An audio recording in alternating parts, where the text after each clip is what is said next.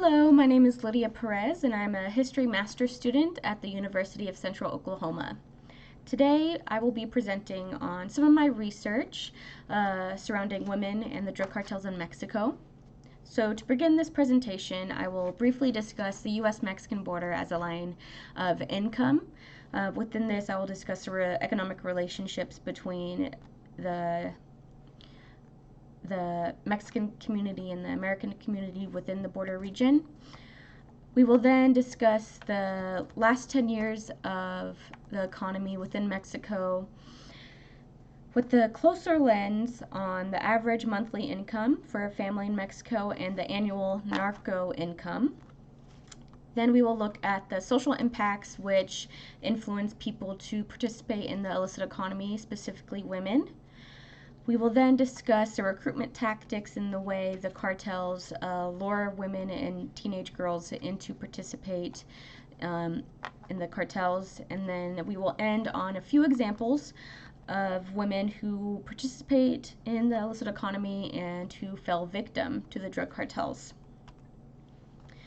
The border as a line of income. Men worked in the fields for southwestern farmers and ranchers in the United States. Mexican men would simply cross the border and work for a few days for a very low wage in deplorable conditions and simply cross back over the border.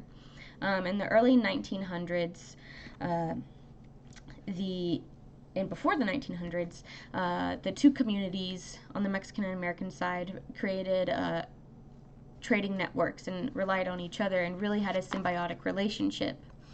But in the 1920s, this symbiotic economic relationship started to crumble because the Prohibition Act took away portions of the local economy from American sister cities, so El Paso, Nogales, Arizona, and basically ushered in a wave of American citizens to Ciudad Juarez, Nogales, Mexico, to partake in drinking alcohol, doing drugs, gambling, and this took roughly $100,000 away from El Paso monthly. And then, a few years later, in 1924, Border Patrol was established to decrease and eventually stop the illegal crossing of Mexican immigrants, Mexican workers, and this also created a lot of tension and eventually the militarization of the borderland region. More recently, the economy in Mexico has seen very little growth. In the past year, 2019, the Mexican economy only grew 0.7%. And jobs in Mexico do not offer good health benefits or hire teenagers, so teenagers are not able to fund their education, save money for their future endeavors. People between the ages of 15 and 29 represent the largest age group in Mexico. Within that age group, the population of 15 and 29-year-olds, 8% of them are experiencing unemployment. Many formal jobs are not available to this age group, so there remains little job opportunities, and if there are job opportunities, there is little appropriate compensation for the younger generation. So this age group, 15 to 29-year-olds, are faced with low wages, no contracts, meaning that they're at the mercy of their employers, and also no benefits. The average household in Mexico makes roughly $850 a month. So this is the average of annual income, monthly income, in Mexico. While in stark comparison, the Mexican and Colombian, for the statistic, cartels collect up to $39 billion in annual revenue. Looking at Mexico alone, the Sinaloa cartel, which is one of the most leading and notorious drug cartels in Mexico, makes roughly 40 to 60% of their annual revenue from the U.S. alone. It is obvious that the cartels are making an enormous amount of money in comparison to average families in Mexico. which really influences their decision in participating in the informal sector. Social impacts that contribute to the decision to participate in the informal factor consist of fatalism, gender, and obviously little economic opportunity.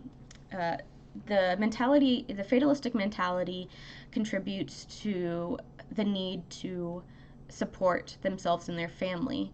Whatever needs to happen or must happen happens for a reason, and they need to do it because that's the only option. There's nothing else around them in their environment.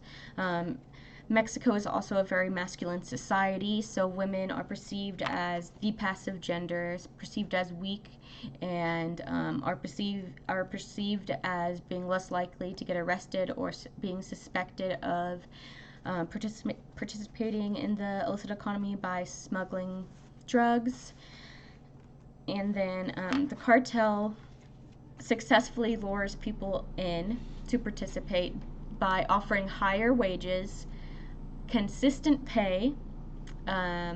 They do this by offering women in romantic relationships a job that will provide for them and their families, and also a job that will offer occupational growth and chances to grow within the corporation, so get promotions, get raises.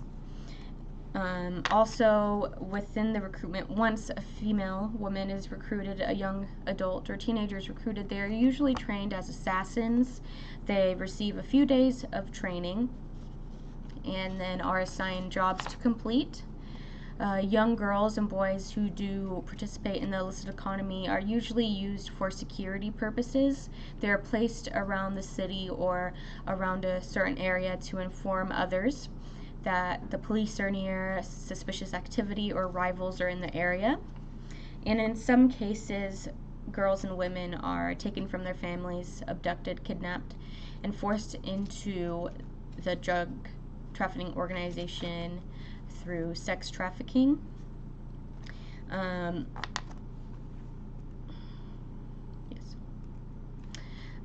Some examples of women who fell victim to the drug cartels are Maria Mendoza, Maria Guadalupe Lopez Esquivel, and La Negra. Maria Mendoza is a teenage hit woman. She worked for the Los Zetas cartel. They offered her and paid her roughly $1,000 every 2 weeks. So she was already earning more than twice as much than the average family in Mexico. Maria Mendoza was arrested with several other teenage girls ranging from 16 years old to 21 years old, days after she was released from training to be an assassin, and she proudly announced to the media that she was an assassin for Los Zetas. Another woman, Maria Guadalupe Lopez Esquivel, or La Catrina, which means Dame of Death. She was recruited into the New Jalisco New Generation cartel through a boyfriend. The boyfriend offered her an opportunity to make money for her and her family, and Maria took that opportunity and trained as an assassin, completed the jobs assigned to her, and really impressed the leaders of the cartel, and they promoted her to being a leader of an assassination group. There was also some reports that she was on the way to being a plaza boss, or actually had her own plaza, which means that she would control the transportation of drugs, guns, or control more assassins, train assassins. In January of 2020, La Catrina was actually killed in a shootout between state police and the compound safe house she was staying in. La Negra, she was recently arrested with her brother for smuggling drugs. She was called the Princess just because her and her brother did successfully transport a lot of drugs to and from places with no altercation with the local police. These women are a few examples of those who fall victim to the cartel. The stagnant economy, the lack of job security, influence 15 to 29-year-olds to seek job security and employment in the informal sector. However, women are seen as disposable and are placed in these hyper life-threatening situations. This is not anything new for the drug cartels. Rather, this is a continuation of the exploitation of women in Mexico.